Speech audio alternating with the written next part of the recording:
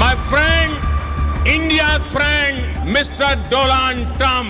আমরা ভারত ও রাশিয়াকে চীনের গভীর অন্ধকারে হারিয়ে ফেলেছি এমন বিস্ফোরক মন্তব্য করেছেন মার্কিন president Donald Trump. ৫ September Trump তার সামাজিক মাধ্যমে ব্যঙ্গ করে এই ৩ দেশের সমৃদ্ধ ভবিষ্যতের জন্য শুভকামনা জানিয়েছেন এবং ৩ নেতার ছবিও শেয়ার করেছেন, নিশ্চিত করেছে এনডিটিভি। বেইজিংয়ের সঙ্গে মস্কো ও নয়াদিল্লির ক্রমবর্ধমান ঘনিষ্ঠতার বিষয়ে ট্রাম্পের এই বক্তব্য একটি স্পষ্ট স্বীকারোক্তি। এই সপ্তাহের শুরুতে তিয়ানজিনে অনুষ্ঠিত সাংহাই কোঅপারেশন অর্গানাইজেশন SCO সম্মেলনে চীনা প্রেসিডেন্ট শি জিনপিং, ভারতের প্রধানমন্ত্রী নরেন্দ্র মোদী ও রাশিয়ার প্রেসিডেন্ট ভ্লাদিমির পুতিনের সঙ্গে সাক্ষাৎ করেন।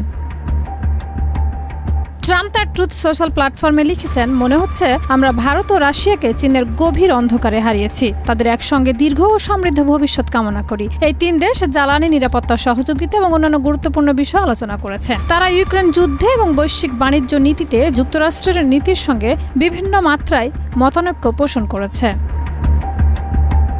তিয়ানজিনে SCO সম্মেলন ছিল মোদির প্রথম চীন সফর ৭ বছর ধরে। বিশেষ করে ২০২০ সালের গালওয়ান উপত্যকার সংঘর্ষের পর উত্তেজনার মধ্যে ট্রাম্প অভিযোগ করেছেন ভারত যুক্তরাষ্ট্রের সঙ্গে বাণিজ্যে একতরফা সুবিধা নিচ্ছে। তিনি বলেছেন, আমরা ভারতের সঙ্গে খুব কমই ব্যবসা করি, কিন্তু তারা আমাদের সঙ্গে বিপুল পরিমাণ ব্যবসা করে, এটি একতরফা।